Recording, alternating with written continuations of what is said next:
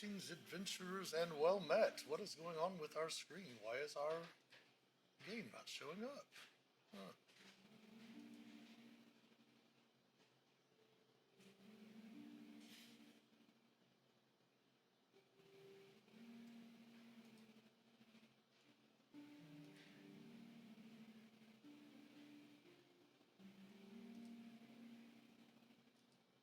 Huh. Well, that's very odd. Let's go ahead and do this then.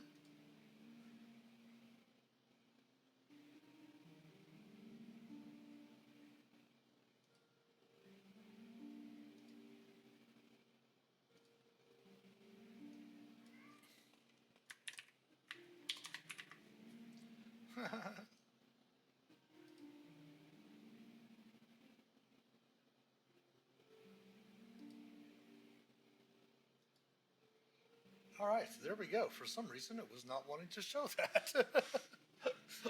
Let's see, we'll show that next thing. There we go. All right. For some reason, it did not recognize it from the last time we loaded in. Well, greetings, adventurers. Well met, Master of Dungeons here on the Master of Dungeons Twitch channel, twitch.tv/the Master of Dungeons. It is Tuesday, time for some Dungeons and Deliberations. Tonight, we are going to do what we were going to work on last week, but we had to finish up some other stuff last week during our stream.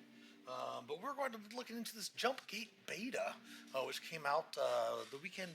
I think it was the Wednesday or Thursday before Easter weekend, which is 2 weekends ago. So we're going to go ahead and check this out. Check out what it is. It says that Jumpgate beta is a modern overhaul of the Roll20 tabletop, featuring a brand new rendering engine as well as a whole host of updates and changes to make the game and sessions even better. So basically, if you are a pro or plus user and you've been perhaps maybe getting some of the new chances to beta test some of these features on Roll20.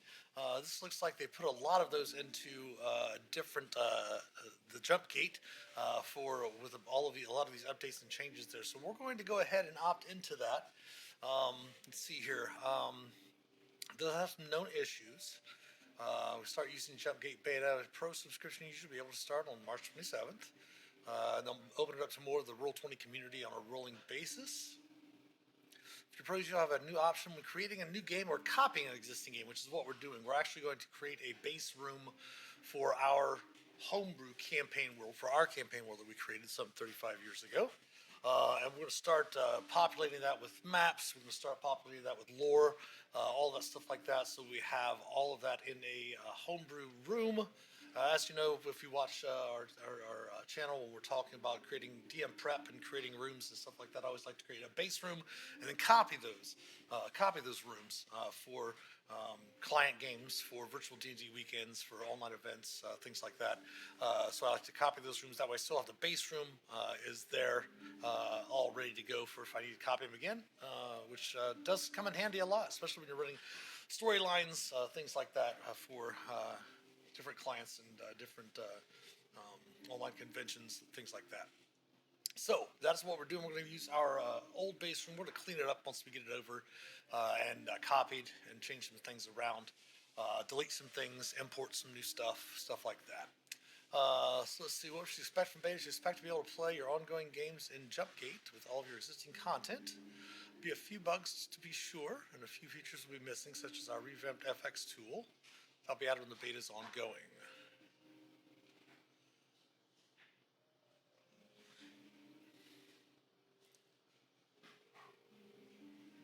They're setting up a special article below, a special forum to allow you to report bugs. And also responding to forums, ongoing discussions. Okay, cool. So that is what Jumpgate is in Jumpgate Beta. So we're going to go ahead and use the Jumpgate Beta. Let's go ahead and we're not going to keep the chat log. We're going to keep everything else. We're actually going to dump the jukebox because we're going to redo the jukebox a little bit. We're going to actually take some of our music that we have Like the music you're hearing right now, the background harps from Monument Studios when we purchased their catalog of music.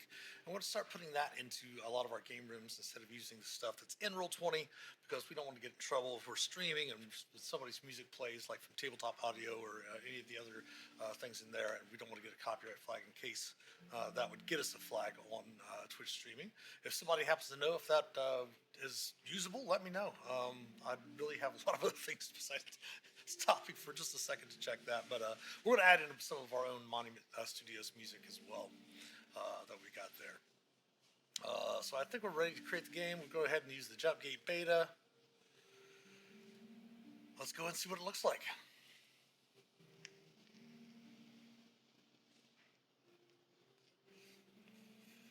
Okay, we want to take some players. We want to take a lot of these players out of here.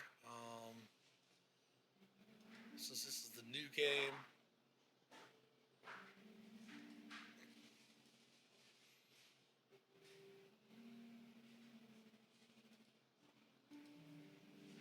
Should have probably just not even imported the players over either.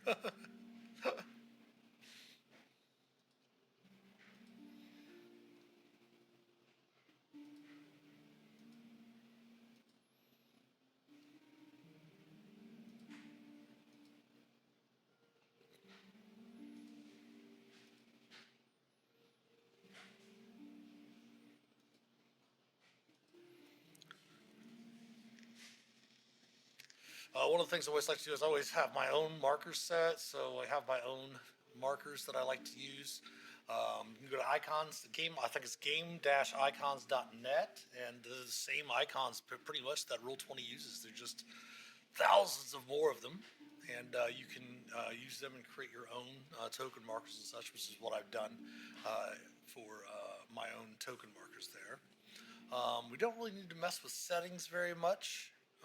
We'll mess with the settings later, but let's go ahead and launch the game and see what it looks like on the inside.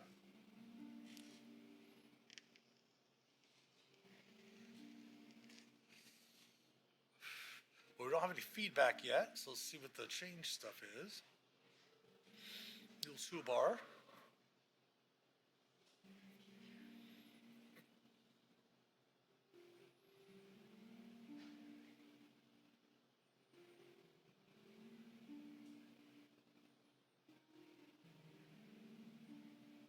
All right, let's go ahead and close that.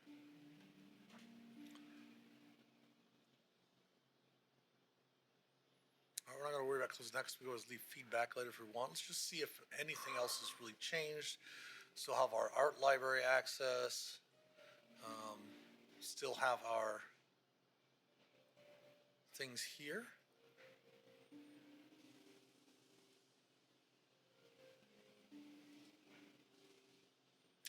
I don't think we did. I thought I was going to empty our music playlist. It did not. Well, let's just go ahead and delete those.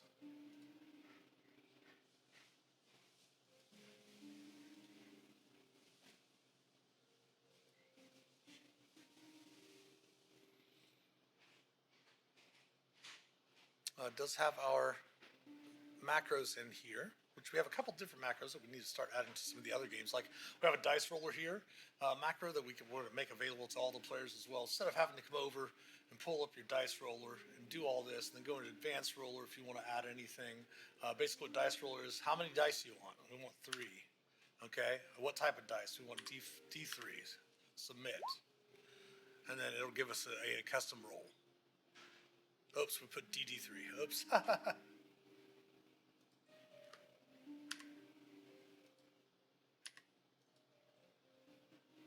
There we go. So it rolled 3 D3s. For some reason, I have that whispering. Actually, I think I have that whispering because I didn't want it to put it into the players' macros. That's why I have it whispering. Okay. Then I like to go through and turn off the voice and video. I'm just going to hit none. It's going to refresh the page for us to reload the page.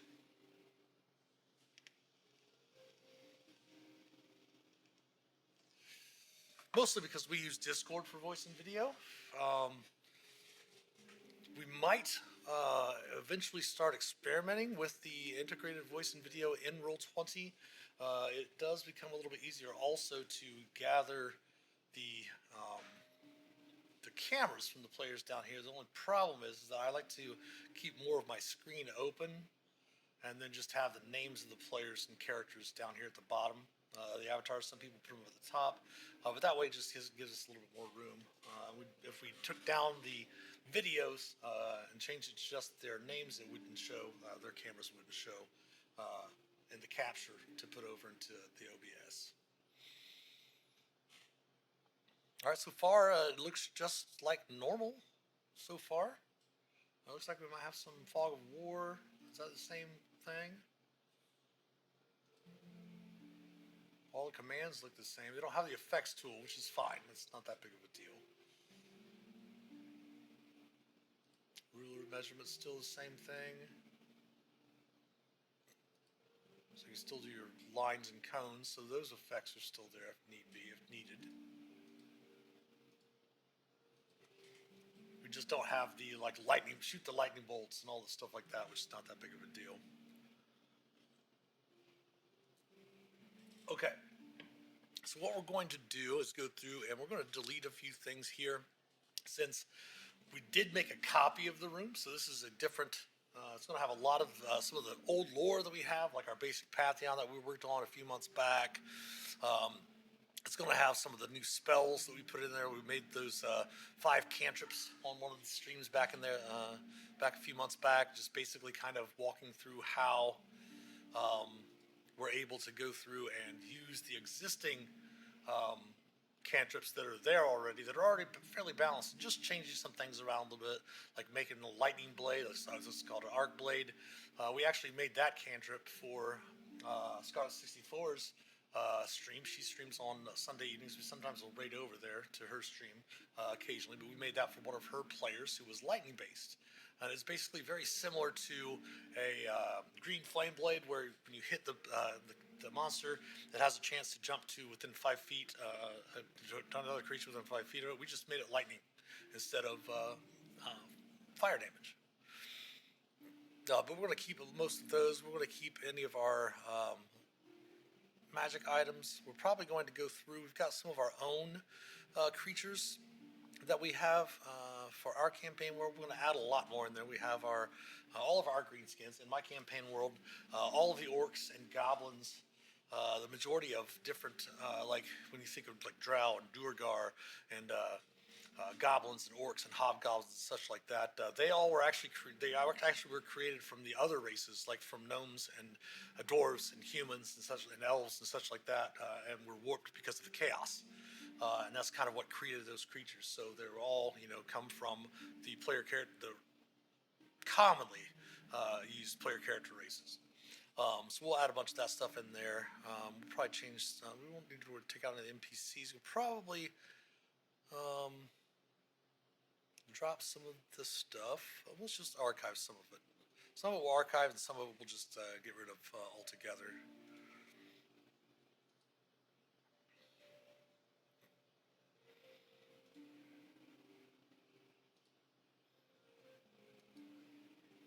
That's been saved in another.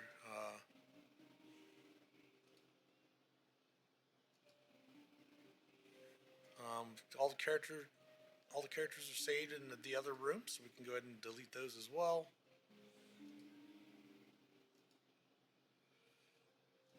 Spells and templates. We're gonna have to go through, and we'll definitely have to add some spells and templates to that there. This is the old monster manual. What we had done before we had become a plus and then a pro subscriber. Again, we became a pro subscriber at the beginning of the pandemic, since we started running most of the games online. We actually had gone through, and this is an old copy of it, but we had created every one of the monsters from the monster manual, gotten artwork. We obviously went through and replaced the artwork with some other stuff, but we had gone through and created all of the monsters, created basically our own monster manual. With all of the miscellaneous creatures, all the non-player characters, stuff like that were originally in the back of the monster manual. And we had started, we'd gotten new artwork in there for this. We'll have to find that in our art library, which is not a bad, this is not a hard thing to do. And then we started working on Volo's Guide to Monsters as well. Most of the Volo's Guide monsters are obsolete now that Morty King's Monsters of the Multiverse is out. So that will be able to change as well. I don't even know if that's the newer version of the monster 5e monster template I have. We'll double check it right quick.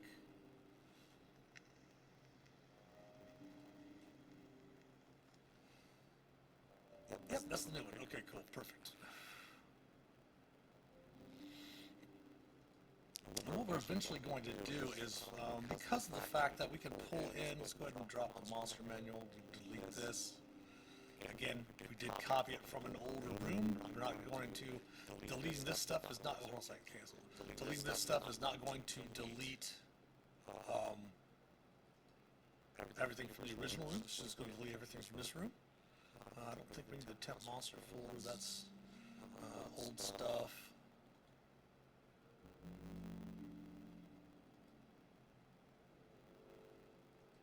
We did want this. So the torches.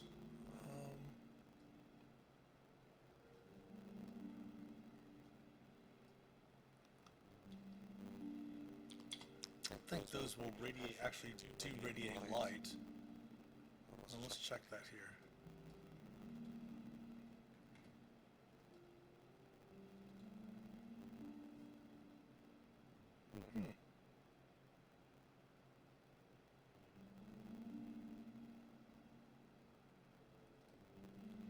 So you can right-click on tokens now, and that's basically with the jumpstart. That's like one of the changes there. So we're right-clicking on the token, and it's got a lot of extra choices for us there. By clicking on the token, we also go to its settings, go to dynamic lighting. It's got vision, and then the token emits light. Why is this? Oh, because it says 5 miles because we're on a map. That the distances are, come over here to our ruler, each square is a mile basically. This is the home area where most of our campaigns begin, the village of Stoneshire, and all of that. We're basically going to try to use the Hermit's Tower. If you had watched some of the episodes in the past, streams in the past, we actually went through and we're working on an adventure, which we actually did in this game room. So we should still have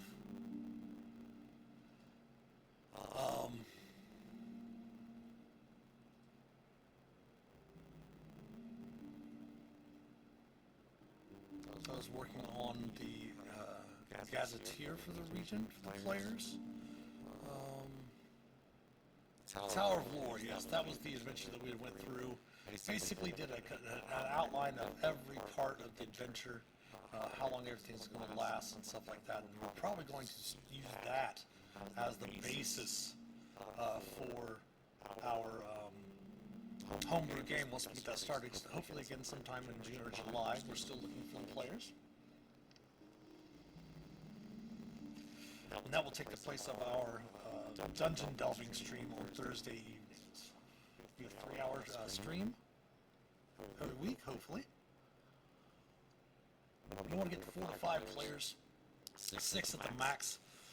That way, if there's a week that some players can't show up, it's okay. We can still run, as long as we have like 3 players before the campaign, we'll still run it every week. And then, we'll figure out something to keep the other players involved. That way they have to miss, they don't have to miss much.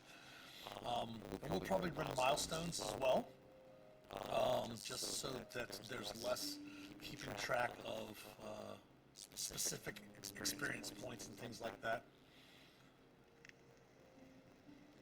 So yeah, we'll probably end up using this adventure, the Tower of Lore. Before we delete our Sunday night games and all the different sessions we played there, we need to keep some of these. Some of it we don't need to keep because of the fact that most of it's in. That one, keep that in here. just gonna pull it up here. Everything out of these folders and just put them into the regular folder.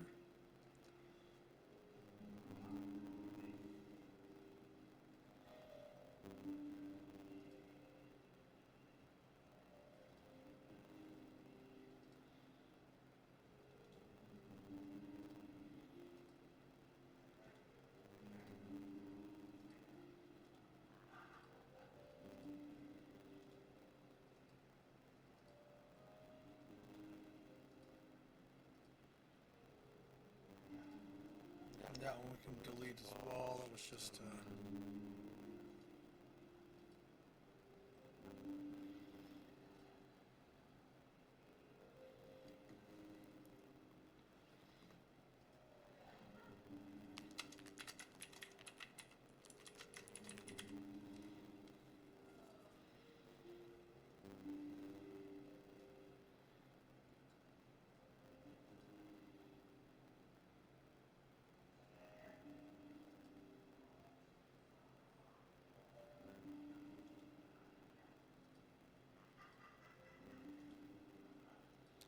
now we do have something here. I want to go ahead and probably, there's some lore stuff. We're just going to keep that in these things down here in this lore folder.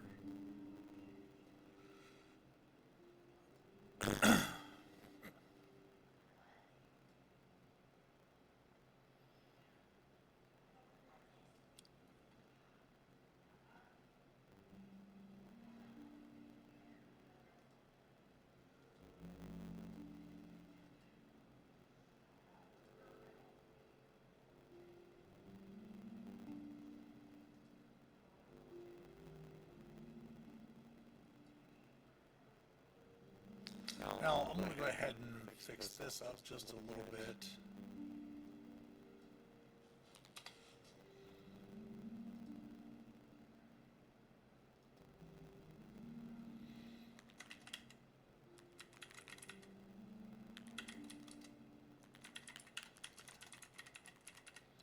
I don't know why it's still showing red. And he'll turn off our dark mode.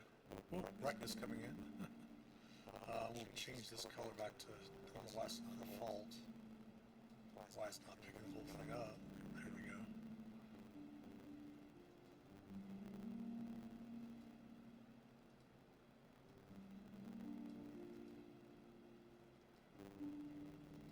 Let's save that real quick. I want to go back over to dark mode.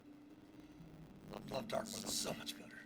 Alright, so the Adventurers Guild contract in the Kingdom of Ernin. In our campaign world, they're very, adventures are very important. Obviously, the kingdom itself, the Kingdom of Ernin, was kind of established because of adventurers. Well, it basically was established because of adventurers. So adventurers are, you know, beloved folk heroes in the kingdom. However, I'll put the company. There we go.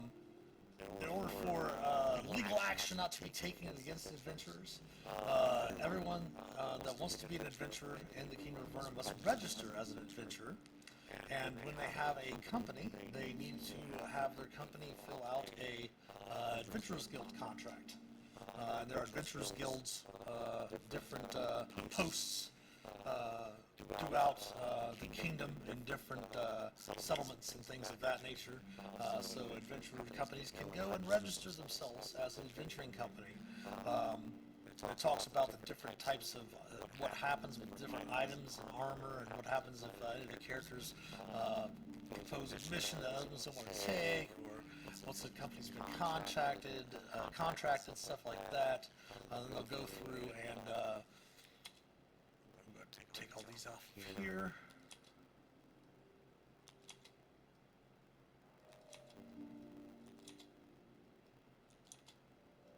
So we have the basic one still.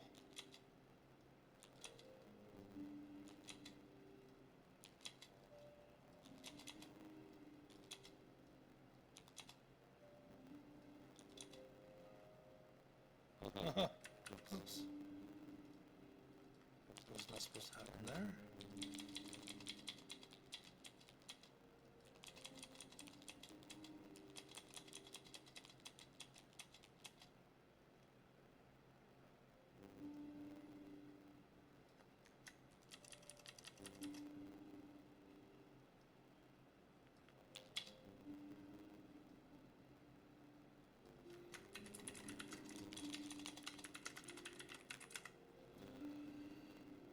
Alright, so now I have the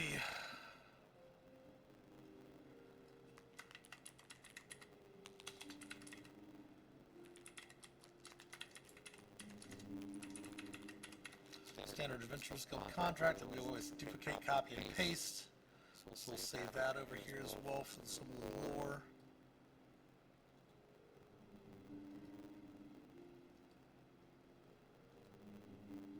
Oh, that's the one for the group from the different campaign.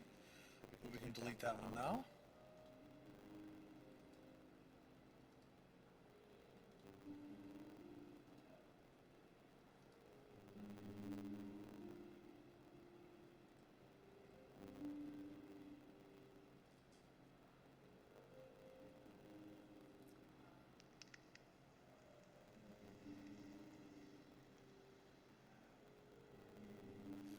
I mean, basically that was the group of the first humans and hobbits and elves and things like that. They're known in the campaign world as the first kin. And basically all of the humanoid types of monsters that you think of in traditional D&D were spawned off of the first kin by chaos. It's basically a law blade. Let's go ahead and edit this and move that down into our law blade is very similar to like a moon touch sword. However, it is an uncommon item. It doesn't give any bonuses to hit or damage as normal, but it does do an additional extra D4 of radiant damage, and it is considered a magical weapon for purposes of damage resistance and immunities.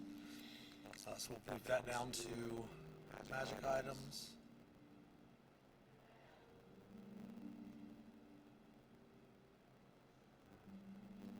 We did create a circle of chaos sense. Basically, it's a wondrous item uncommon, requires attunement, 3 charges, and completely recharges at dawn. Expending charge allows you to sense the presence of a creature of chaos within 60 feet of you. Within the same radius, you can also detect the presence of any place or object that's been consecrated or desecrated as with a hollow spell. As we mentioned, we have lots of really high fantasy, low fantasy, and low magic areas, as well as high magic areas in the campaign world. Just depends on where you're at on basically the planet. Mithril place is normal. We can delete that. We can delete the Bloodwell Vial. Delete the Dark Shard Amulet. Mithril plate we can delete. Mooncalf sketch. That's some art handout.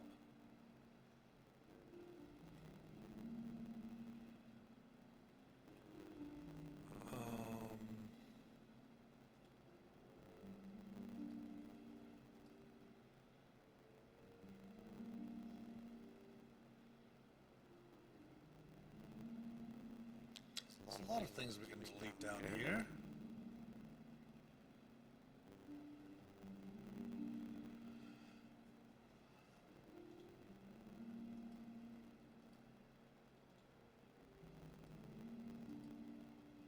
But eventually what we'll do is we're going to actually go through in our master room. We have a master dungeons master room where we do a lot of the things that we'll use all over all of our game rooms and such like that. I'm actually going to go through and in every game room, as I say, we always have a DM's workshop. For this one, we have like a starting splash page that we'll have set up for the players with different maps and things like that. It talks about their characters and a little bit about their stuff, which will be great for the stream because it'll be our starting screen where the players can introduce themselves and stuff like that. But I like to have a DM's workshop on there. That way I can create different things. A lot of those pictures are gone now. I like that icon for things that are missing. But basically, like for example, we have our beastmen here. The way I like to do my creatures is I like for the creatures' hit point bar to be in red instead of the default green that Roll20 uses, just because it makes it easier. Not only do I have the character's tokens Instead of like this orangish yellow color around here, I like to have like a bluish white, so that the characters can make themselves out better on the maps. They can see the NPCs will generally, if they don't know if they're good or bad or just a standard NPC, I don't mind sometimes keeping them yellow or orangish like this, but a lot of times I just like to have a plain gray color for the NPCs that really, especially those that are non-combatants, for the PCs to be able to, when they're playing, and especially now that we're streaming on Twitch and stuff for over a year now, so that the viewers can actually tell the difference between where the PCs are, where the NPCs are, where the monsters are at a glance, without having to stop and wait and look around and such.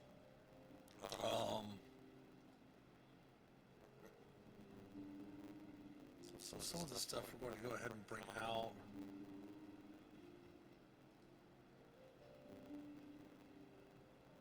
It's Cobalt Underling already in the, I think it is. I think it's in Ghost Salt Marsh. Oh, Explorer's Guide to Wama, okay. Actually, so what we can do is this.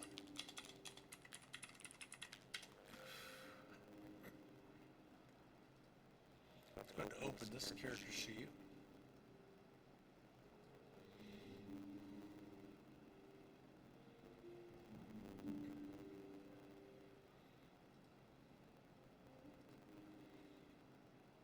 Yeah, so we can delete that as well, since that's actually from a source that we already have something for there. We did need to find the cell sword artwork and change those around, so let's pull these out real quick, open them up.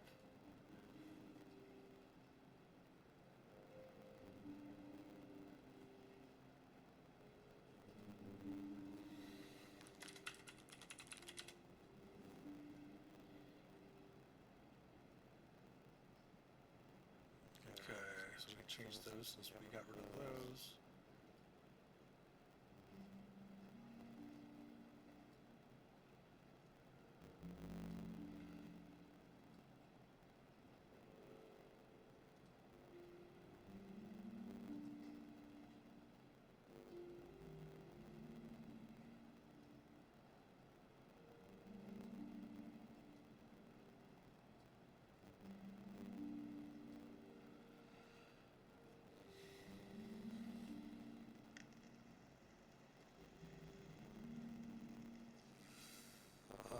Let's see if the token's still set up. Yeah. Yeah, we'd already been, like I said, when Wild and Witchlight came out, they actually finally started putting token actions on the tokens, which is great. That's why we have our monster, 5th Ed monster template. They are going back through and reimagining, reincarnating, or whatever they want to say, the older modules in Roll20, which is great because it's adding the token actions to the creatures and such like that, which is really great. So the cell sword's all set up still there with the new token. So now we go to Warlock. Click on Edit Warlock. Go over here for the cell sword Warlock.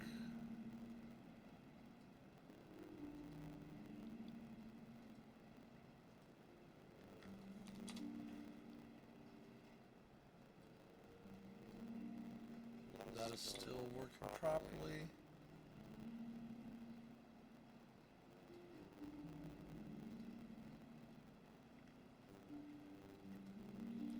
And the cell sword wizard. Oops.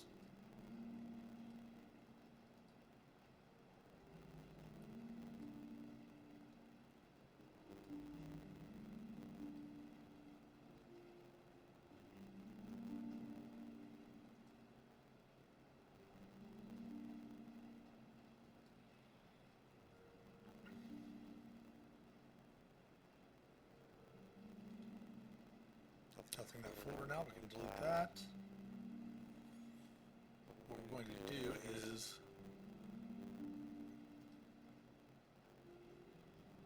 create a folder.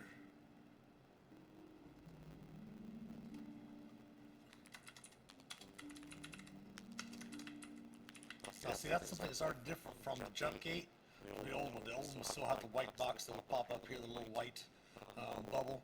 to have you do that. Now you can just do the folder here.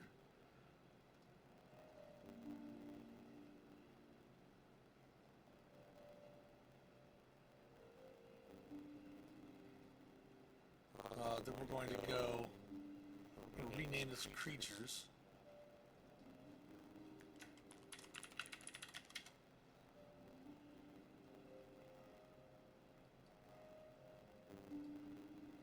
We're going to name this named NPCs.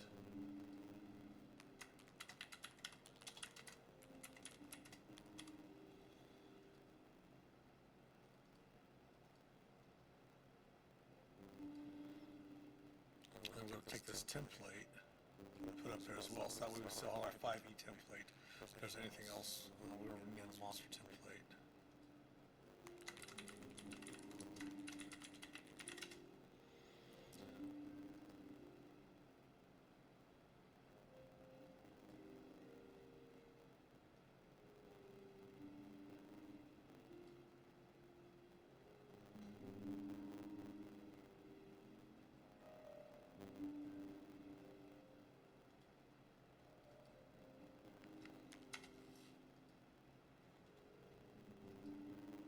I don't know why didn't we said delete the folder and all of its contents and it didn't do so.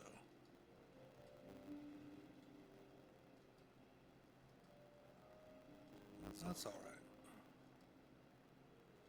Again, we're not deleting these forever. They are all in the original room that we used to copy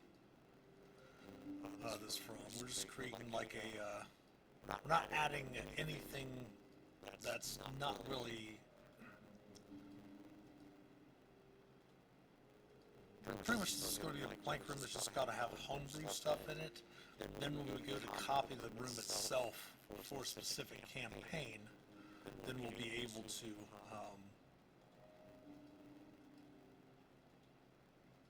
add anything from our compendium into here as well for that specific game. So we don't need like all these magic items and things like that in here. If they're not magic items that we've invented, we'll just worry about adding those later on. What would be nice is if, like for example, anything that you purchase hardcover-wise, like coming up like the Evil Ruin, it'd be really nice to be able to search your compendium, find a magic item that's in that book, and then drag that handout, have a handout already created, that you can drag it into one of your own game rooms. So you don't have to, like, I can look up a magic item. I'll have to double check that, but I can look up a magic item and then drag it and put a handout into my game. As long as it's from your compendium.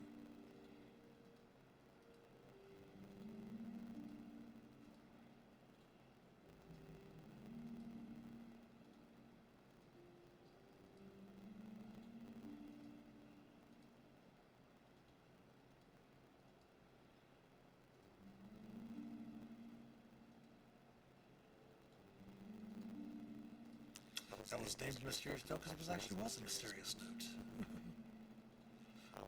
The Quiver of Artemis, I think, is just the same thing as just the same thing as a Quiver of Bellona.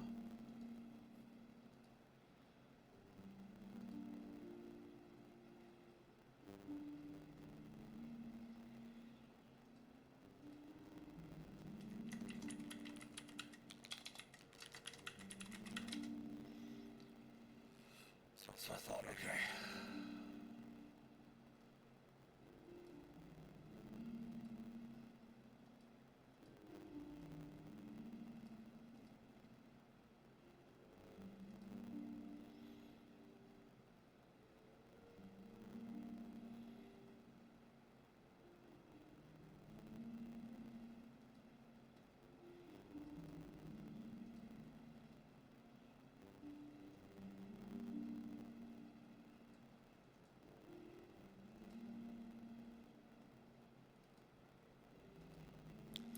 So far, the Jumpgate doesn't seem to have a whole bunch of difference. It's just got a few of the updates that they put in here.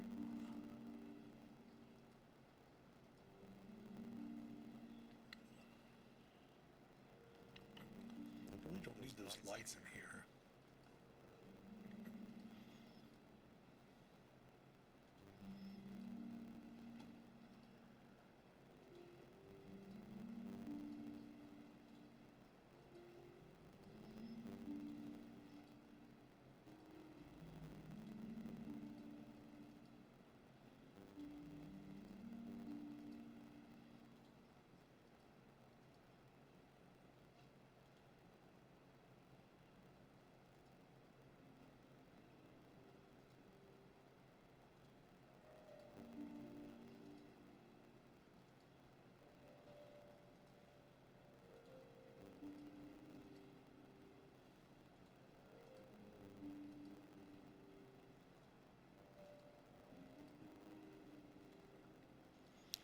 might notice every once in a while, coming through the stream, you'll see Spike's World chatting. That was his character, or his character Spike. Zane was one of his characters as well.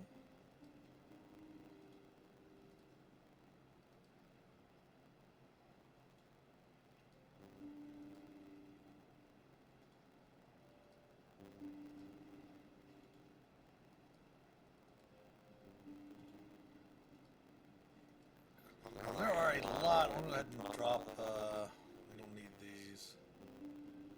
We can always add them in later. We have them in our stuff.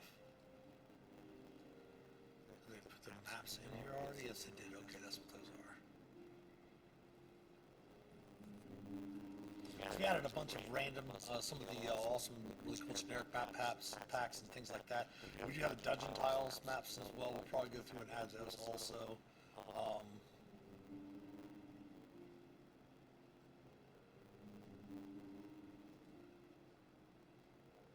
That way we're kind of set up with basic maps, so we can always add or remove once we create our extra game, things like that. We do have some of the area maps as well.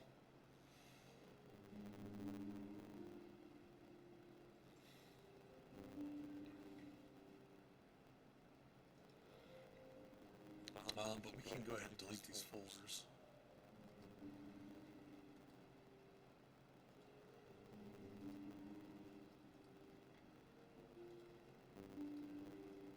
I'm probably going to delete a lot of the maps too, just to clear the room out some. We'll go through also and change up these other templates here also. And now, what most of these archived handouts are for the different character. We started making a player's handbook, putting the generic stuff in there. Again, this was before we started our Plus and Pro account and started buying everything from Roll20 for D&D and to put into the to have access to our compendium and all stuff like that. So we have been creating a player's handbook. Now there is a specific class that I want to keep in here that has not been added, which is the Mystic. Go ahead and restore that here. Basically, the Mystic is the psionicist that they came up with when they came up with the Mystic and the Artificer, and they never have done anything with the Mystic. It was in the Unearthed Arcana. Hopefully, they're going to do some stuff with that because we went through and actually put the entire class, even with all of their abilities and all of that in here as well. So, like, if you want to look at the order of the Avatar, that's what all the handouts are for from all of those. So I'll have to, I probably won't do that tonight. I definitely won't do that tonight, but we'll go back through and double check some of the stuff. Make sure that we keep everything for the Mystic in here.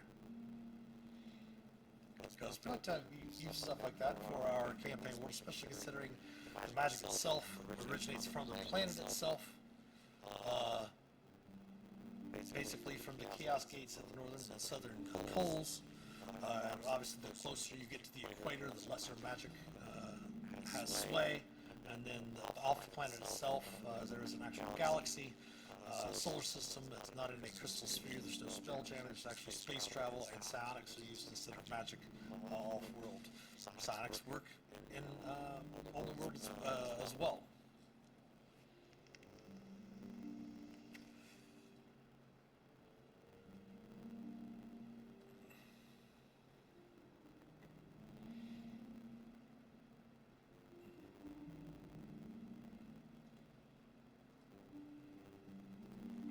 Don't need a War Mage.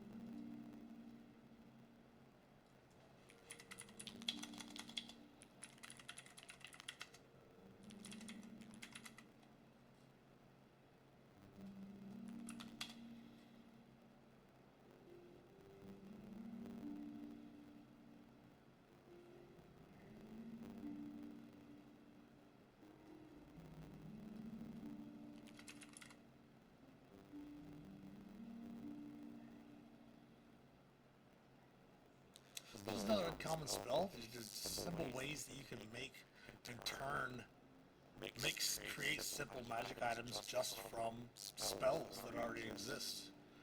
A lot of times when it's a free, if it's like given a free spell slot, most likely you want that to require attunement for the character, because if it's basically giving them a free spell that they can cast at will, you definitely want to have something that they would have to most likely attune to it. Same thing with the reason why I made the other weapons. Let's bring the lore out here too, real quick. Why I made like the law blade. There's a bunch of different blades like that. The reason why I made them attuned is because they need the extra damage as well on top. So that's the way. If you think a magic item might be overpowered, even if it's just a little bit, an easy way to change that is to make it attuned, because players can only characters can only attune, unless they're artificer, only attune to up to 3 items. So depending on what you want to do in your homebrew game, you can always change that if you want.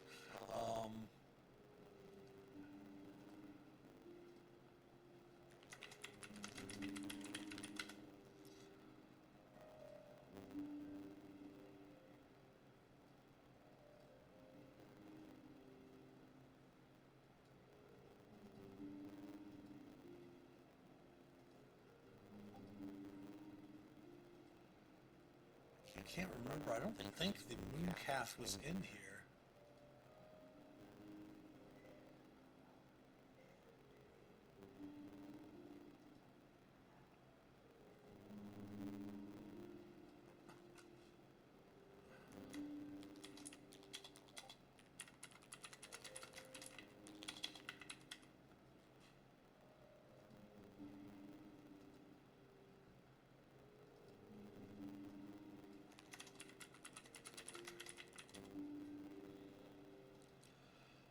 We'll probably go through and also add, oops.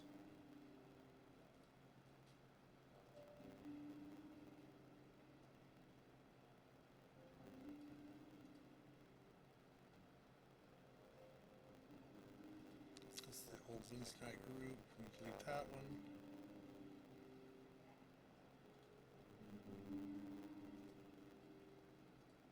Just going to take any of these folders. Perfect.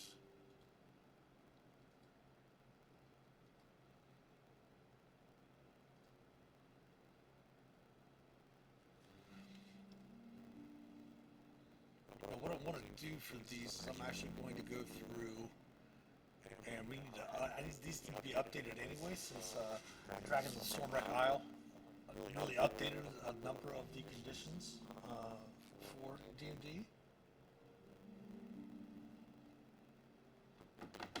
And we want to go through and actually put them all into individual handouts, because I want to have a conditions folder to make it easier on players and myself. It's really, playing so many editions of D&D, it's really hard sometimes to archive item again, put that back in the archive, to remember exactly what all the conditions do. So we're going to go through and probably redo that. And of course, we'll probably go through also into the monster manual, which we'll probably do here in a little while. We're also going to have another ad break coming up here in about 6 minutes or so, maybe a little longer, 6.5 minutes. But we'll start adding in some of these standard stuff that we would need. Obviously, we want to have orcs in the game, things of that nature. Not obviously, we do have different names for the orcs. Like there's green orcs, red orcs, and black orcs. Your red orcs are kind of like your urogs, stuff like that, and then like a black orc would be like a Tanaruk type of thing. So they'll basically throw them into a 5e template, the monster template that we created ourselves, and set them up to where they have, obviously they'll probably be the same. He's obviously a lot dumber. It'll probably be the same artwork. We don't really want to go through and like completely reinvent the wheel on some of them.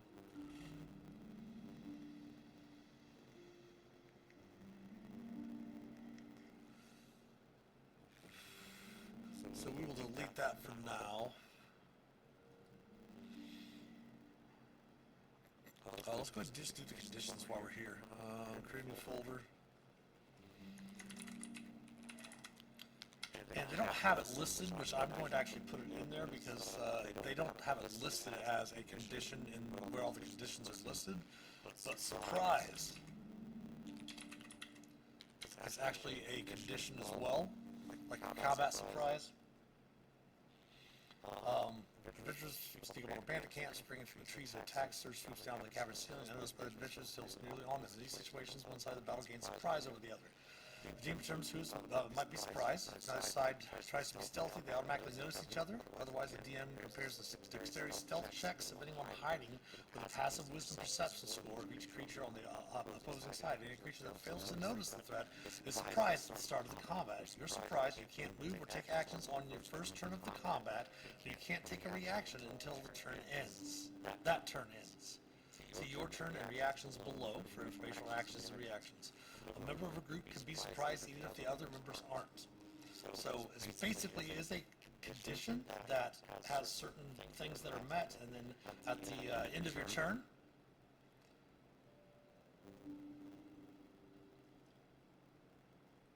no, it might be something. This might be something a little bit different here, because it says until that turn ends. On your first turn of combat, you can't take reaction until that turn ends. So here's how I interpret it: is that on your first turn of combat, you can't take any reactions until your combat turn ends. Is how I've always ran it. So yeah, that looks the same here.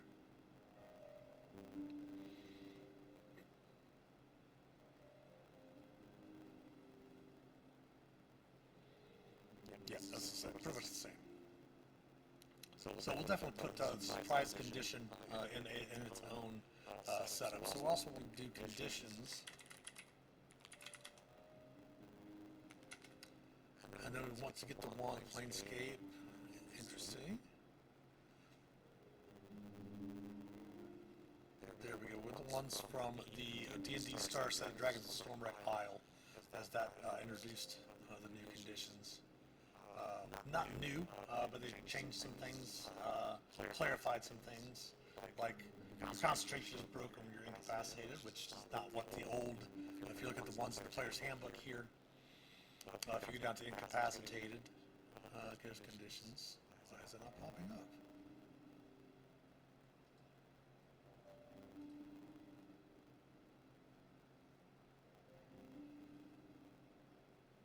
Oh, there it is. Like we can see the differences here between the two. This is the ones from Dragons, Stormwreck Isle, starter set, and the ones here. So if we go down incapacitated here,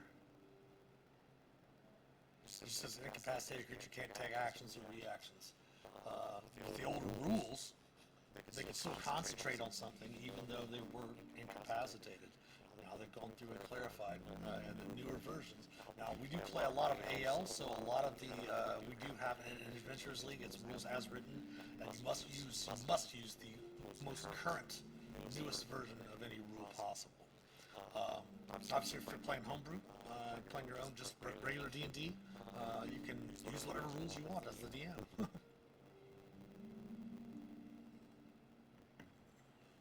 But we'll go through real quick and make that folder, which I believe we already did. So we want to make sure to keep the surprise here, so we put that into a condition. And we'll keep the conditions over here as well.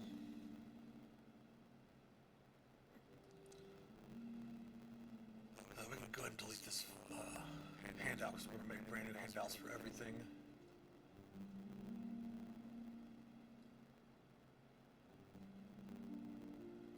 We'll bring that folder down there.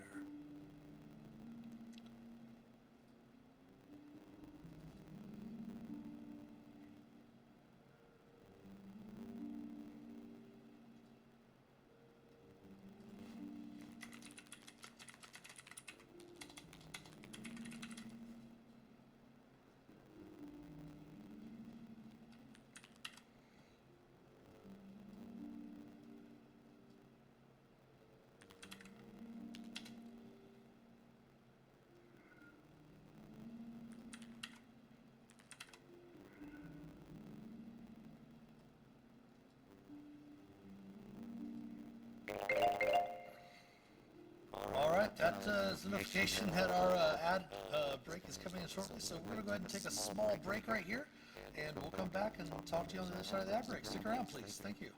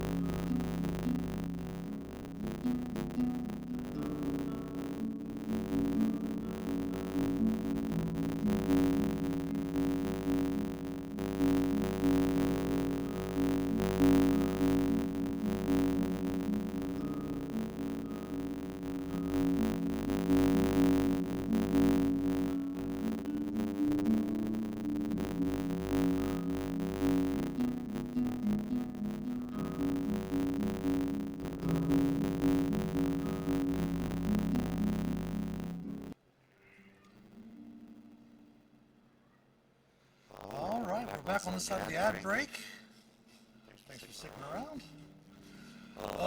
Yeah, and plus, I always wanted to have all of the conditions in handout form anyway, in one of the, somewhere in one of the rooms. That way, we have them.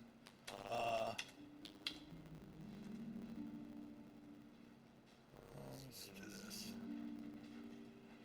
Normal. I have to make them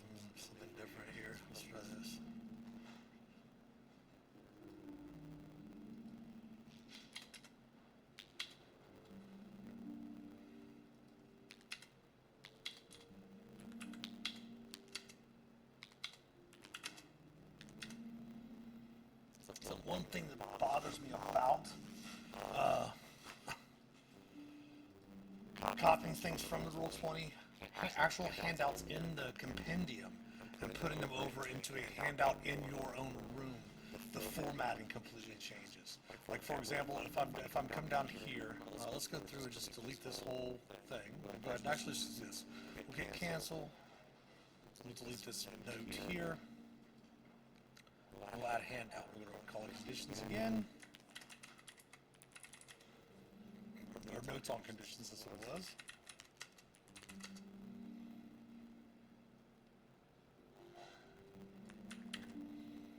We're going to come up here. Kind of do what we normally do. So let's try it this way instead. Let's try doing this individually just by section. We'll see. Let's post that in there. Then we'll take the formatting out of it. There we go. Okay. It takes a little bit of extra stuff because we can't copy and paste the whole thing, but it will give us the normal formatting if we just do it a little bit differently.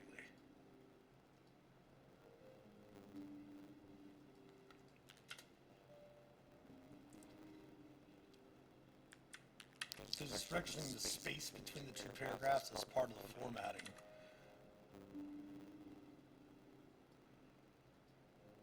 Normal.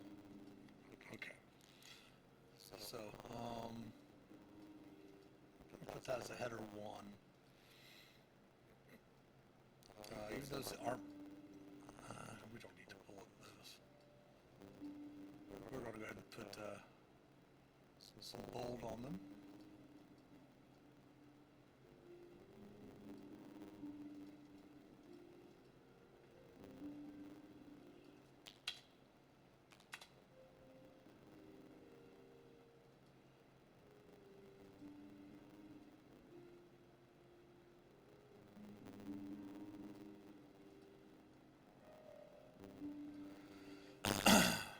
Alright, so first we'll do blinded.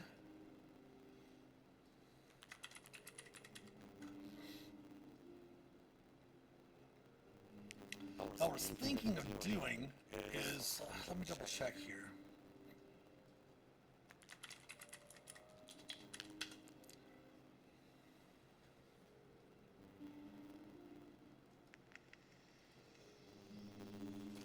That's unfortunate because it doesn't have our token markers, like our custom token markers, actually in our art library. It has it in our account, but it doesn't have it in our art library. So I can't access that from our library. So if we go blind, there's no results in our library. So what we would have to do is go through, like it'd be awesome if it would bring up our folder here. That would have our custom tokens in there. That way I can go through, like I can still do it. Come through here. Give me a second. D&D, Pictures League, Roll20 tokens, custom token markers.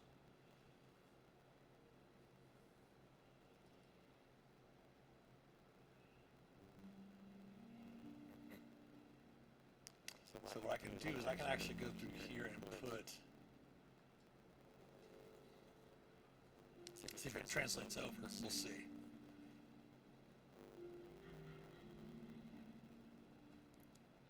Okay, perfect. So that's what it's going to do is it's going to show the token marker that we have for the tokens, show what the condition is. So that when they know that they're blinded, they can actually go through and find that token. Even though the token markers are all alphabetized, they'll at least have the condition there.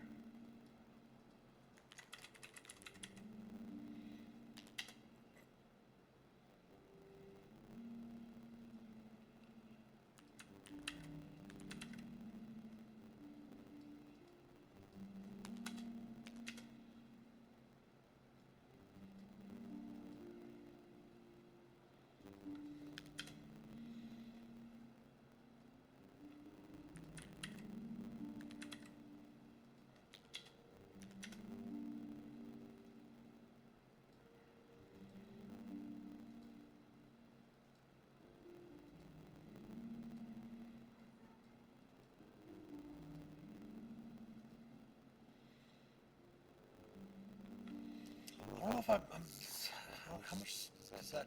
Let me see here.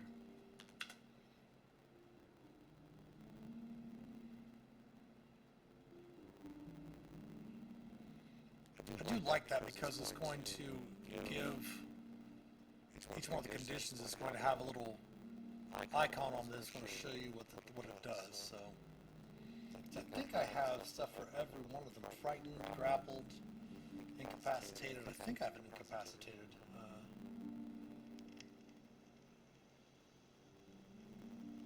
Yeah, I have one for every one of the conditions. So we'll just do it that way. Yeah, that'll work perfectly. Okay, so we got charmed next. Charmed. Let's grab the charmed. Artwork.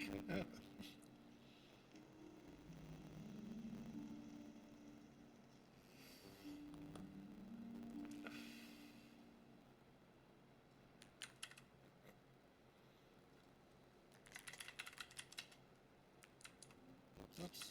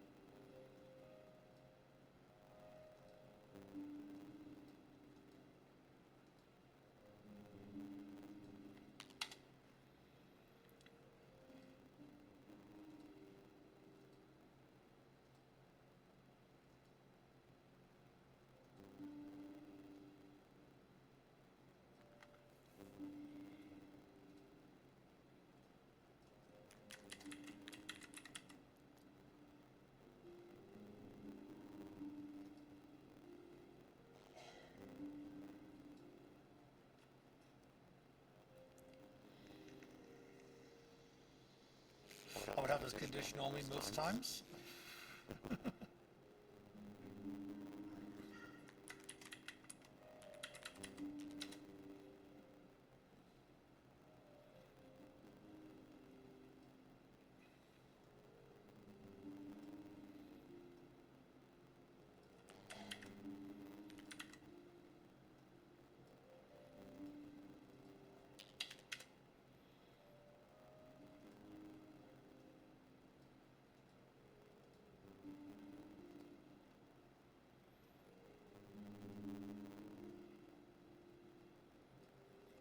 These are all going to be added to all of my other rooms as well. That's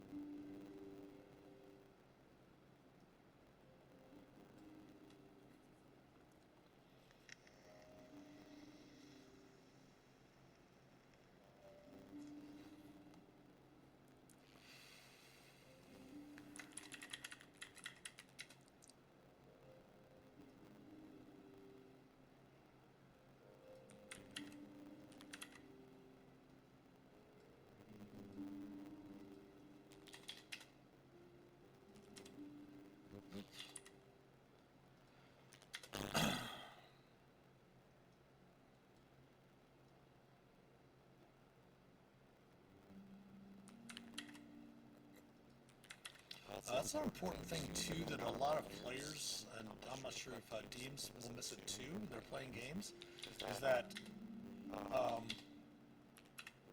frightened creatures has disadvantage on ability checks and attack rolls while the source of his fears within line of sight.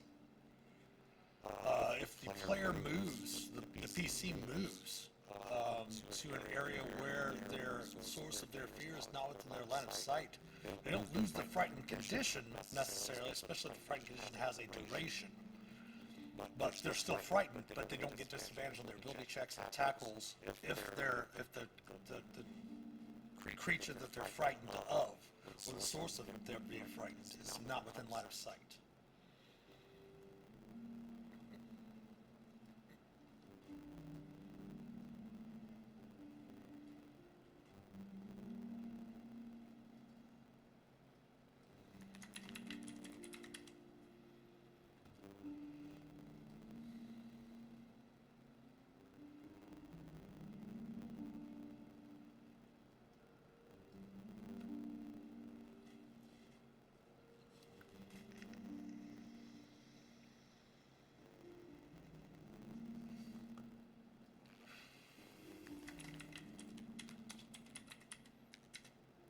as I mentioned, you can easily go to I think it's gaming icons. Let me double check it here. Game icons.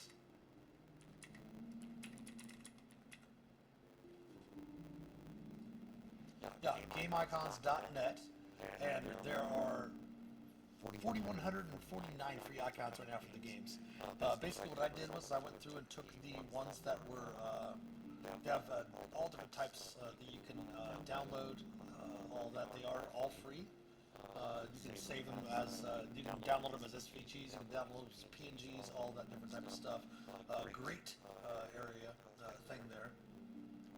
This does have some Creative Commons licensing, which is 3.0.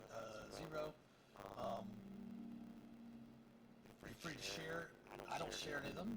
You're free to adapt them, all stuff like that. And then of course you give appropriate credit for the license, the stuff as well. Which is why anytime anyone asks, of course, I really don't have a way. I guess I could find a way to put that onto our Twitch stream. Such like that. We're not selling them or anything like that. So I don't believe that it's a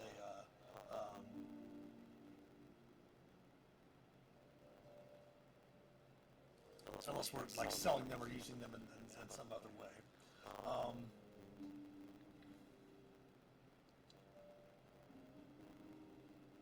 And of course, we don't have to comply with the license for elements of the material like public domain or an area uses prohibited by applicable exception or limitation. But of course, we do always mention gameicons.net to go there. You can actually, again, with Roll20 is where they got their standard token markers. I took the ones that were black with transparent background, took them to, you could put them in Photoshop or Photopea, Photopia, whatever you want to call that website, and just add an outer glow, which is what I did, was to add an outer glow to the icons to give them that similar look to the ones that they use on Roll20.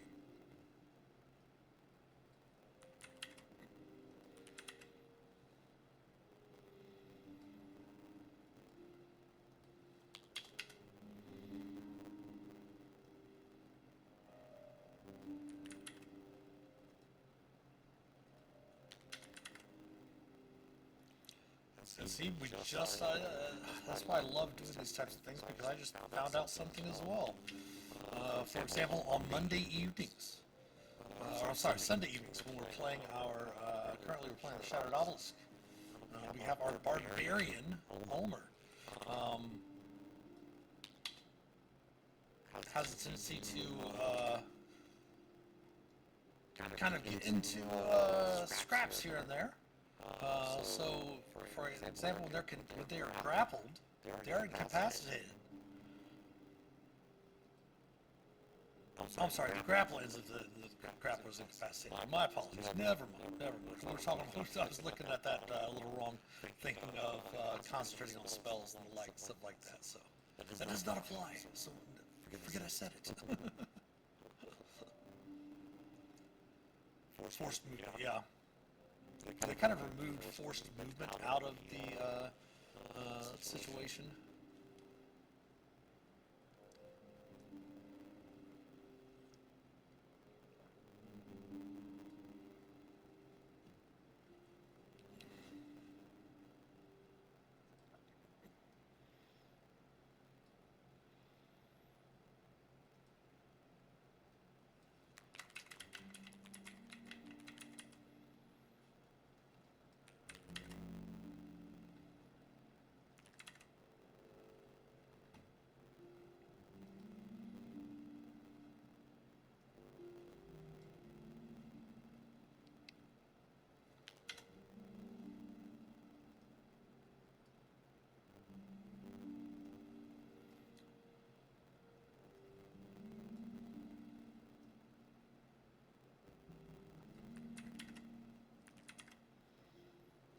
Keep in mind too, also move is considered the movement action.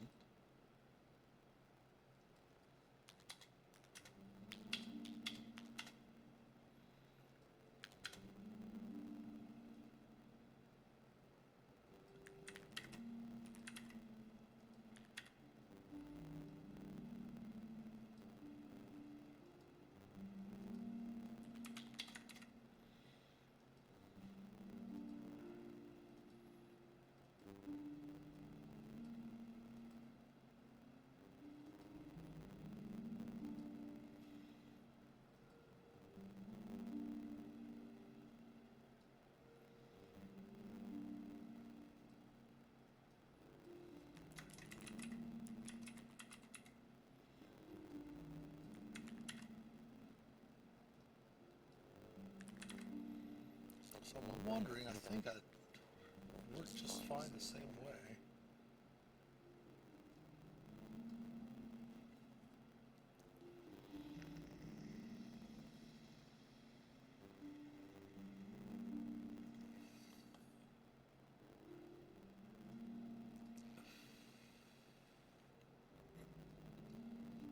Double check, see how this parses over.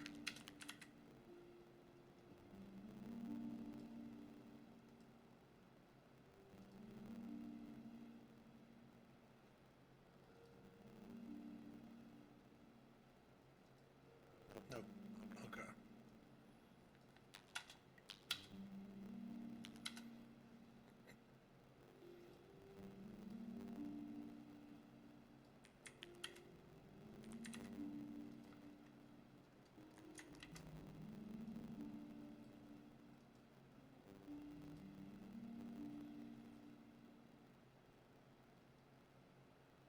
Yeah, I was going to do it the other way.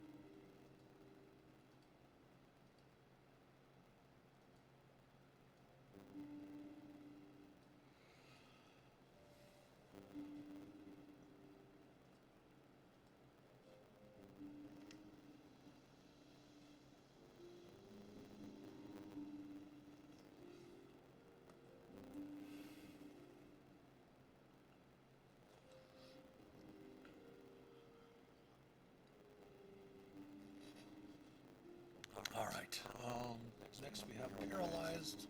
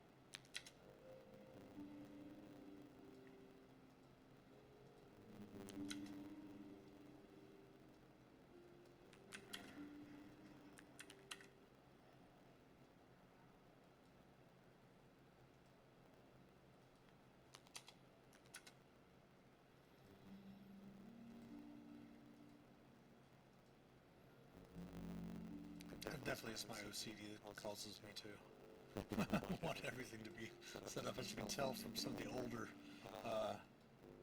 handouts that we were deleting earlier, my formatting has evolved more just because of being a writer for D&D and working with formats and templates and such like that, trying to make sure that I have, like if I'm writing a adventure for like whether it be Dungeon Craft or an Adventurers League or non-AL or whatever, I have a tendency to use the exact same templating, which is the standard templating that I want everyone to use just because it's more linear, unified, stuff like that.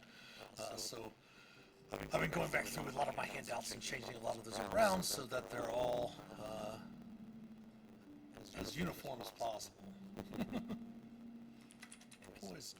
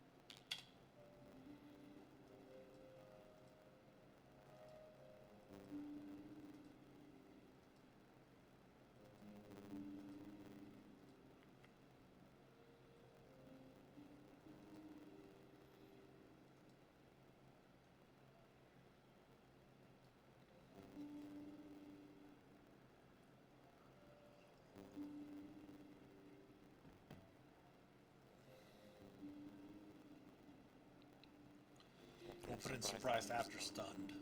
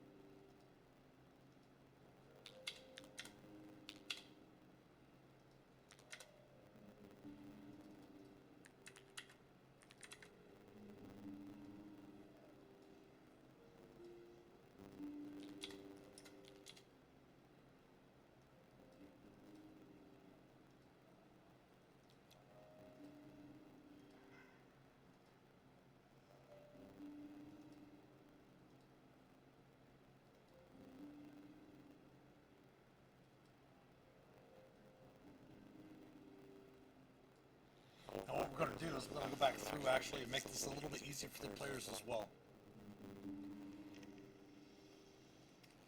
Like, for example, we're going to do it here in the stunned handout.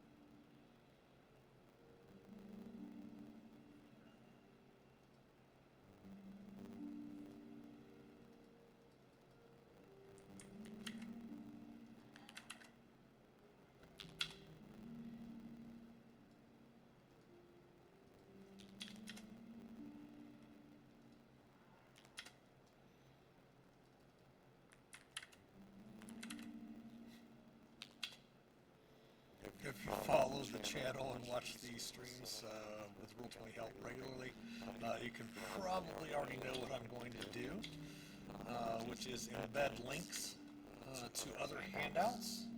That way the players don't actually have to leave this handout to open up another handout that's being referenced.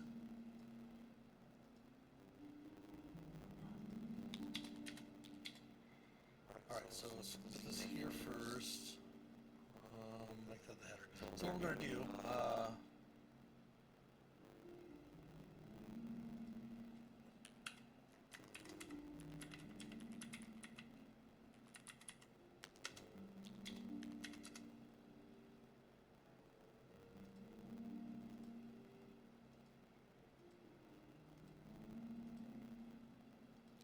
so that way when they open up the stun, they'll already have creatures incapacitated. See the incapacitated condition, they can just automatically click on it and it'll pop up what the incapacitated does.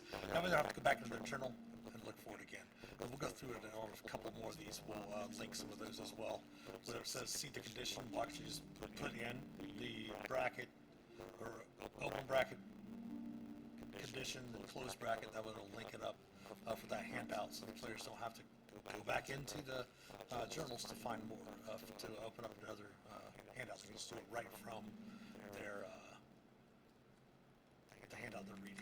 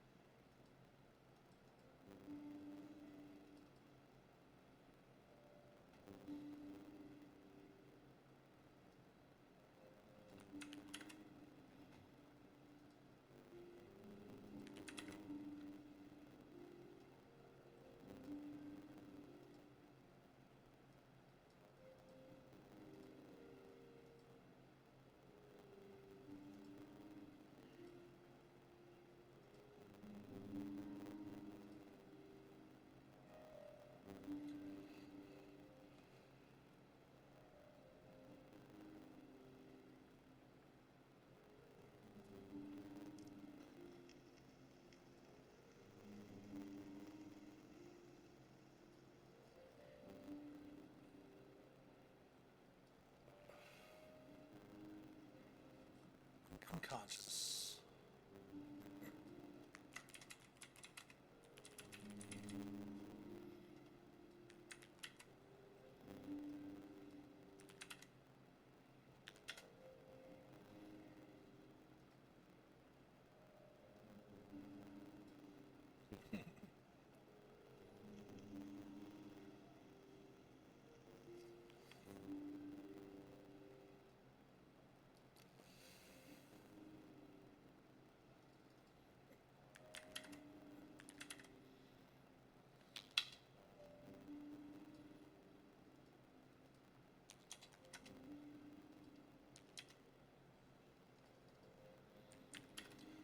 I do like it says the creature drops whatever it's holding and falls prone. That's a new addition as well. That was not part of the old condition because it drops whatever it's holding.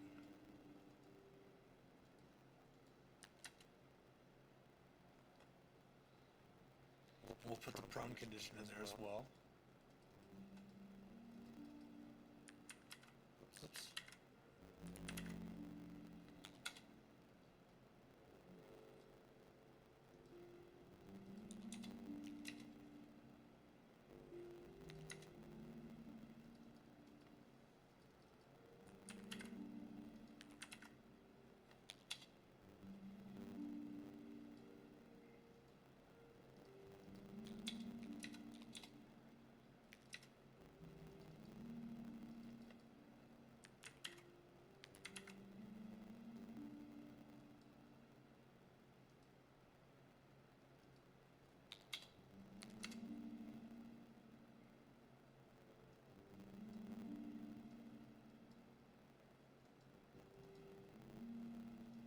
So we gotta look at the last one, and you're the one that's going to be the pain.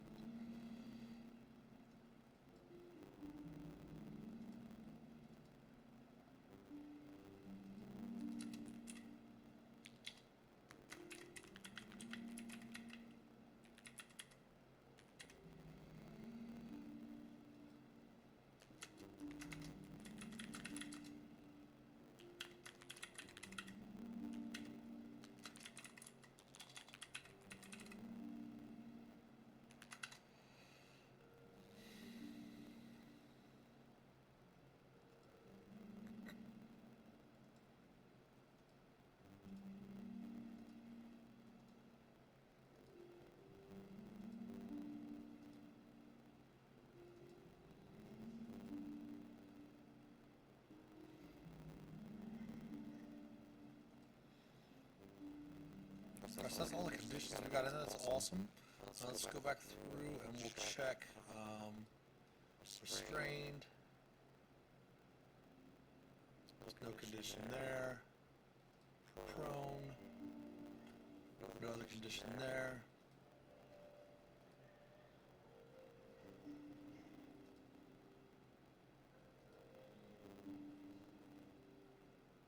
Oops.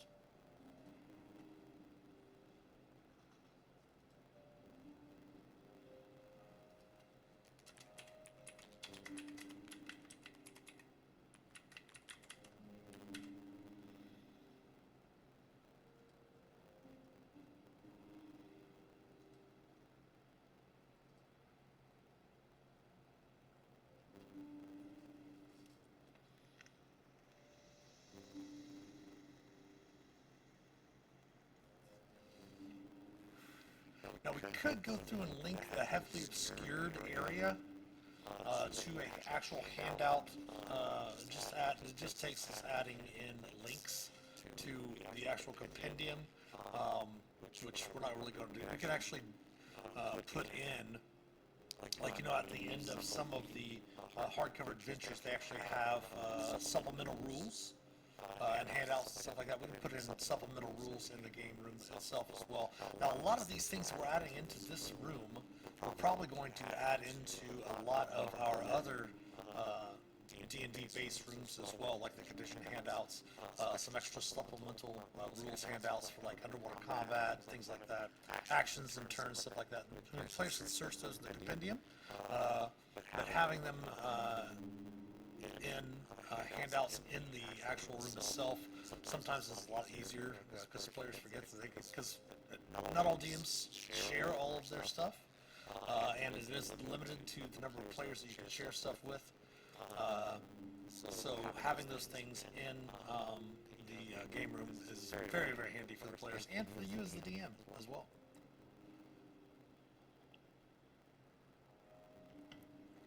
So the thing that's visible.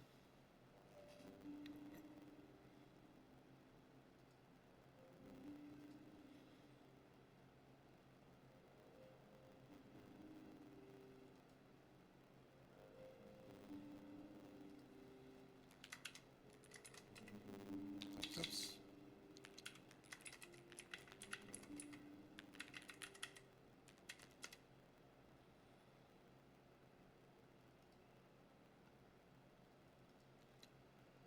Frightened.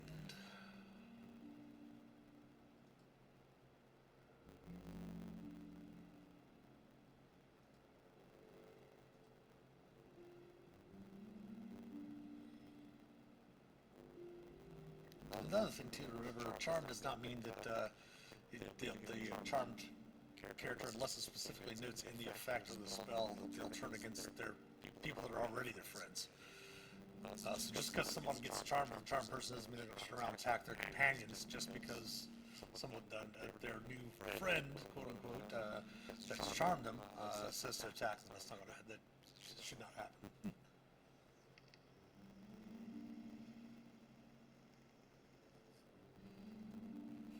Alright, so that's the conditions. We have the notes on the conditions as well. We got those finished. So spells and other templates, we're probably going to go through. Some of these we can leave in, but we're going to definitely go through and change some of them around as well.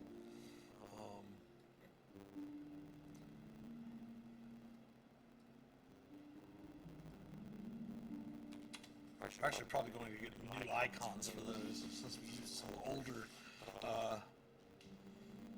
token rings for those.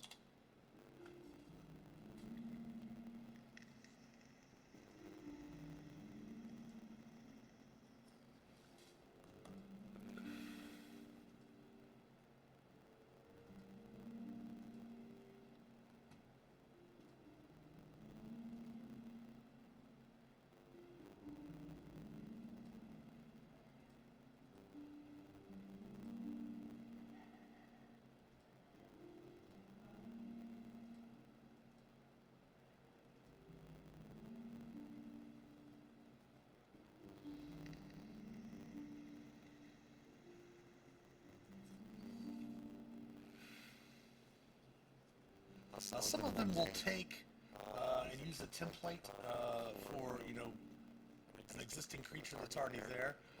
So we put in Bailey's name here. It should pop up on her abilities that we use. Yeah, it does put up the Master Thief or whatever, so it does put that there. But it's just basically letting us know what we used for her, what template we used for her, for that NPC.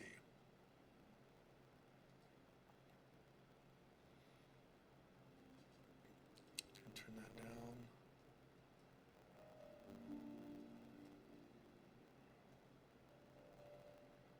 Don't know if we use, what do we use for her?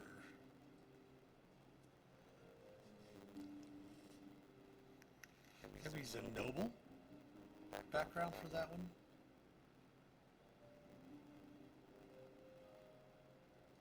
Because I have very many hit points.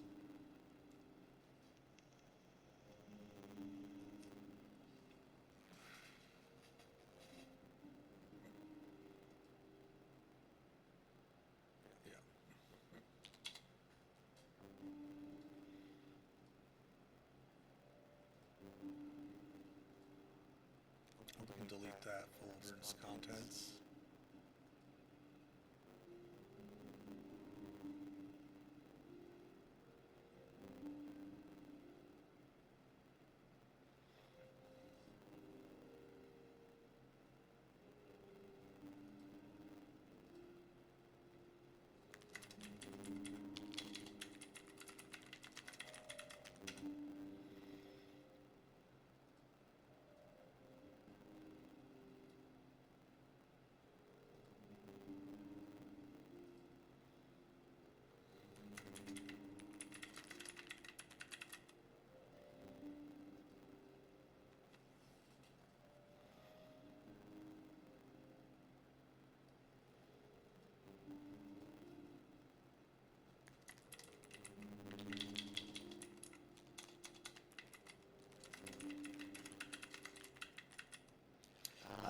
I don't think I'm gonna actually. I don't think I'm gonna need a blank character sheet folder.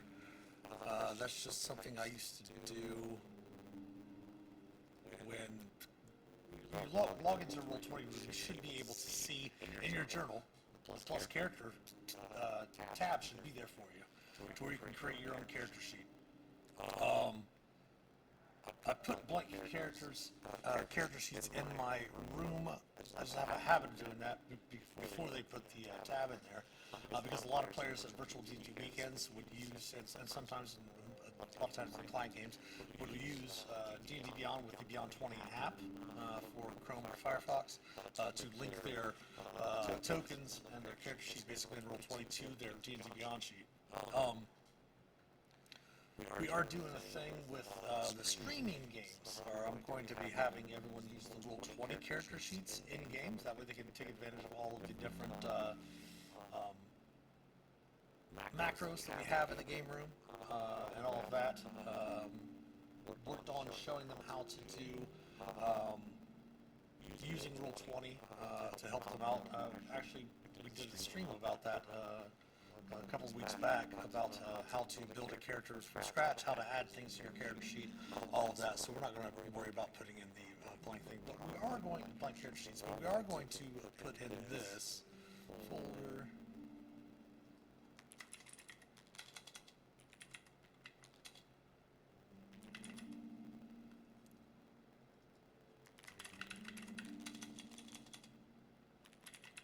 Oops.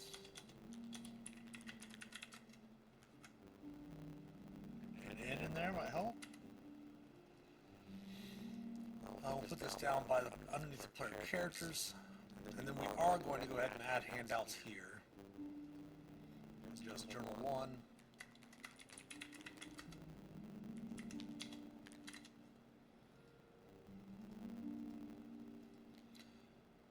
And then what we'll do is that when the characters come through and claim the journals, we'll put that, make it editable and only be able to be seen by that particular character. But that way we at least have the journals ready. That way the characters the players can keep their own notes.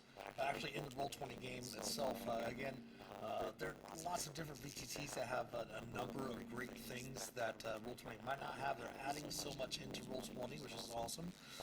But the one thing I do love about Roll20, compared to a number of the top competitor VTTs, is that you don't have to have your own server. The DM doesn't have to start the game. The DM doesn't have to be there to open the game for the players. The players can just come back to the Roll20 room, or whatever they have access to, they can edit and still access. So that's fairly helpful, I think.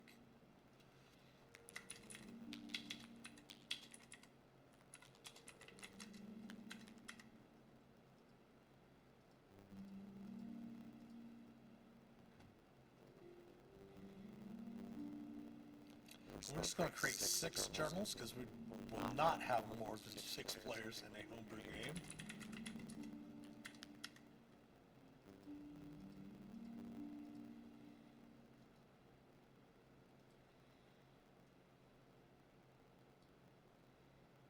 Oops. Down there. There we go.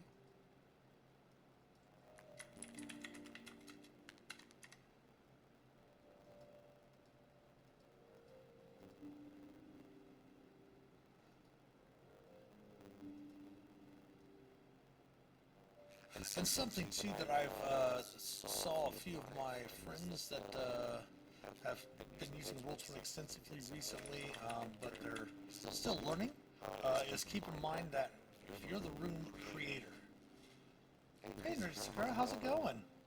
If you're the room creator, you do not have to put yourself, like I don't have to put the Master of Dungeons in this player's journal because I created the room. So I always have access to it as the DM. I believe even with GM permissions in a room, you don't have to put yourself into the journal as well. If you just click all players, that automatic, because you have access as the room's creator, and if you're the GM, to all of the handouts and everything that's in the room already as it is. So if you just put all players in there, that will give access to everyone that's in the game. Decided on a new feat for your character. That's awesome. What feat did you choose?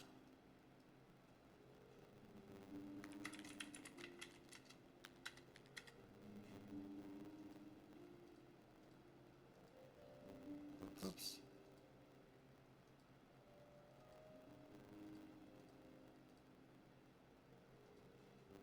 Mounted Combatant. Ooh, yes. Mounted Combatant is really awesome.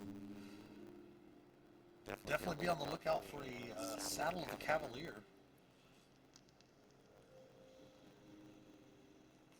Mounted Combatant is really cool. Let's see here, let's pull that up, because that does give you, it depends on what types of, like if you're really a direwolf, most likely it's going to be a controlled mount.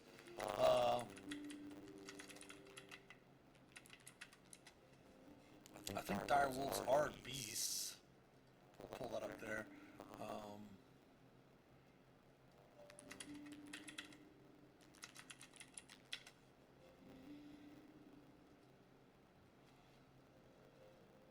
Oh yes, my sneak attack, yeah, oh yeah. So yeah, they are beasts, so with the mounted combatant,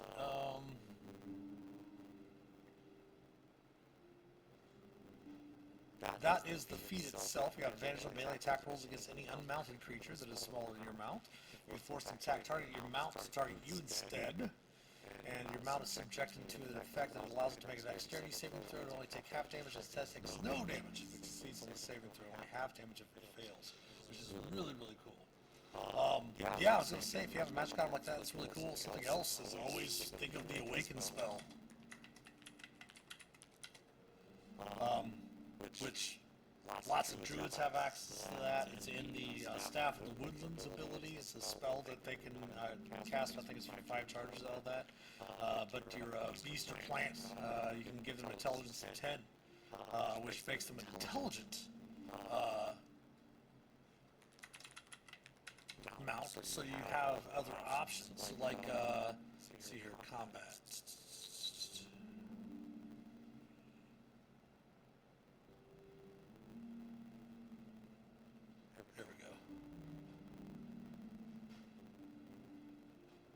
Should be combat options. I don't know if we'd have it changed there.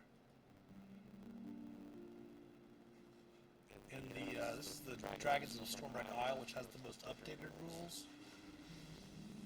Yeah, it's a 5th level, but like I said, you can always, while you're playing, you can always like think of that as one of those goals for your character eventually. Not necessarily you casting it, but even somebody else being able to cast it on your behalf, saving up money or something like that.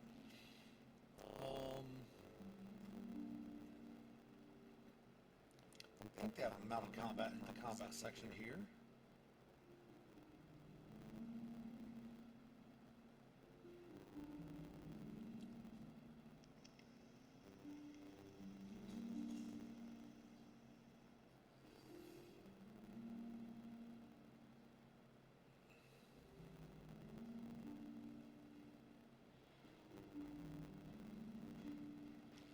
That'd probably just be under controlling a mount, I think is what it would be.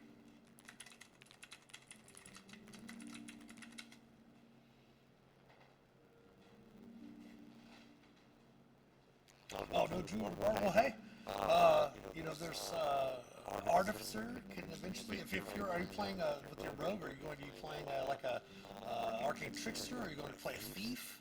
Now, what subclass are you looking at to play as a rogue? Because thieves get to a certain point where I believe they can use magic items that they can disregard the class of, so you can easily pick up a Staff of the Woodlands later. Arcane Trickster, gotcha. There we go, controlling them out, yeah.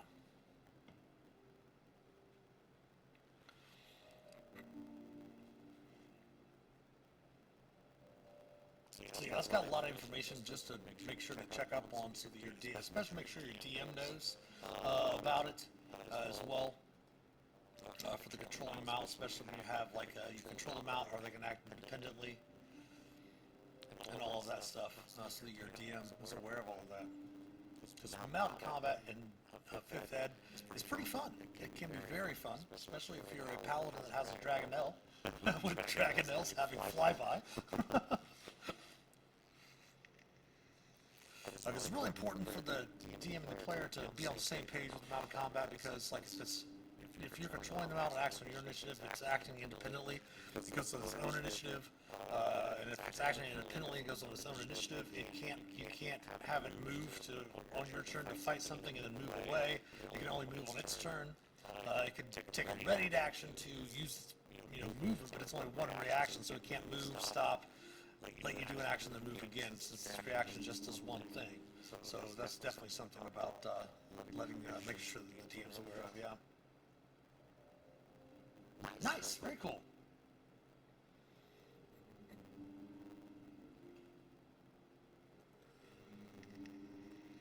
We've just been messing around with the new beta version of the Jumpgate, which has some new things that's in beta right now for pro users for Roll20.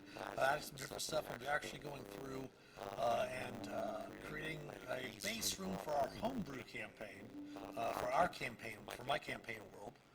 So we're going to go through and put in adding in specific monsters that are just from my campaign world, and having a base room with all of those in it. And then when we do a new homebrew game, we'll copy this and then add to that room whatever we need specifically. Last session fell 50 feet from being picked up by invisible stalkers. Yeah, there you go.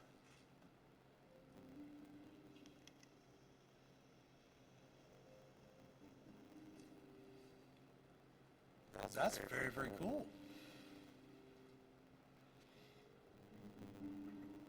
I'll take these off of here.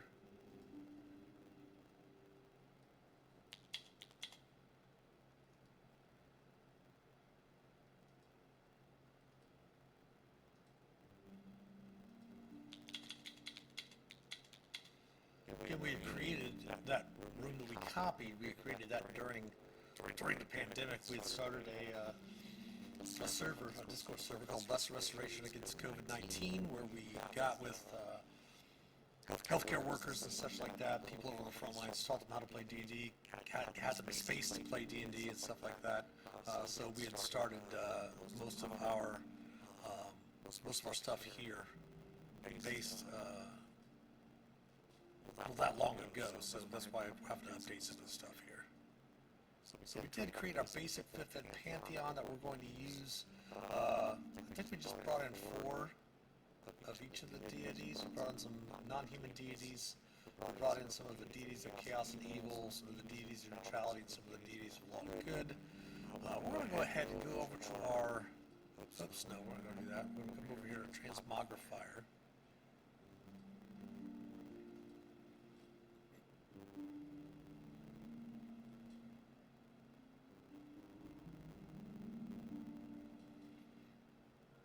Nice, very cool. There's a lot of awesome roleplay stuff there. Why is it not letting me choose my other games? Oh, I know why, because we're using Jumpgate. That's one thing that we're not going to be able to do. So what we're going to have to do is we're going to actually make a copy of the original room in Jumpgate as well, to make sure to be able to pull stuff over from that if we need to. But we do have, that little sound means it's time for an ad break, so we're going to take a small break. We'll talk to everybody on the other side. We'll talk to you soon. Please stick around.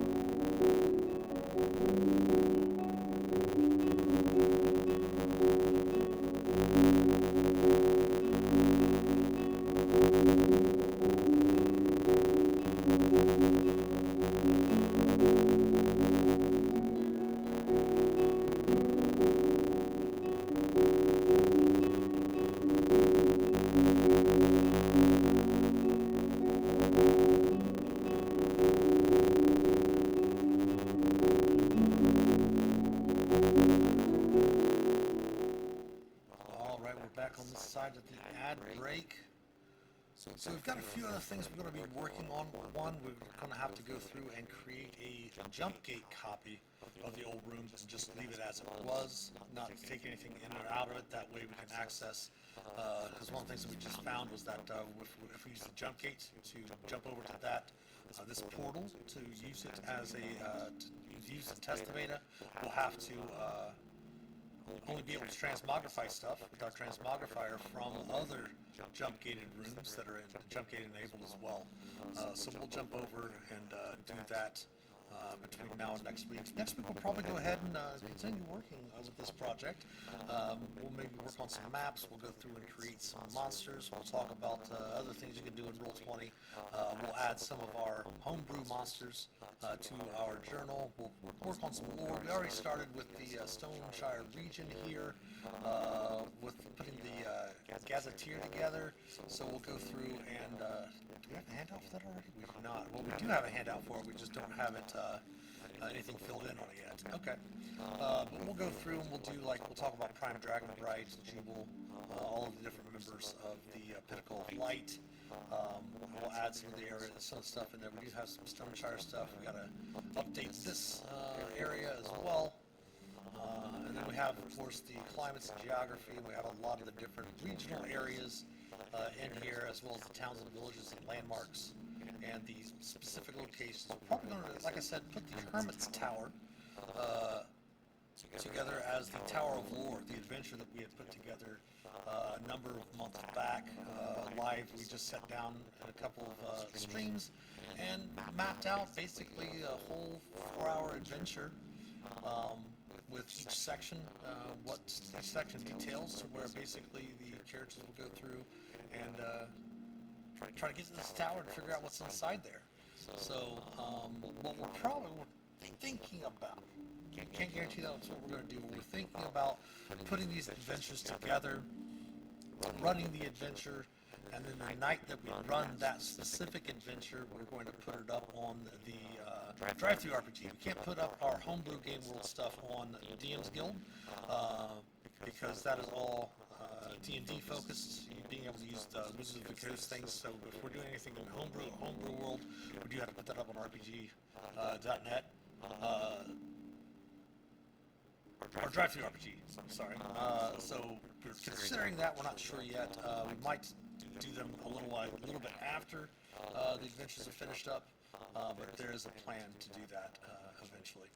But that is going to be it for tonight's stream. Nerd Sakura, thank you so much for stopping by. I really enjoyed the idea of your mounted combatant, Arcane Trickster Rogue, on the back of a direwolf. That is a really, really sweet idea. I love it.